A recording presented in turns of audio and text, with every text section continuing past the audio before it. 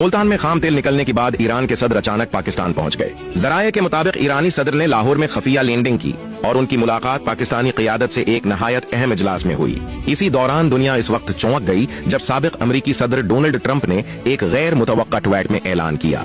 पाकिस्तान और अमेरिका के दरमियान तेल के तारीखी मुआहदे पर दस्तखत हो चुके हैं। इस ऐलान ने दुनिया भर के मीडिया को हिलाकर रख दिया। लेकिन कहानी यहाँ खत्म नहीं होती। अब इतलात हैं कि तुर्की की सबसे बड़ी डरलंग कंपनी ने भी पाकिस्तान आने की तैयारी मुकम्मल कर ली है और वो मुल्तान से लेकर बलूचिस्तान तक बड़े पैमाने पर तेल निकालने का अमल शुरू करने जा रही है। माहिरीन का कहना है कि अगर ये मंसूबे कामयाब हो गए तो पाकिस्तान न सिर्फ खुद कफील होगा बल्कि तेल बरामद करने वाला मुल्क बन सकता है।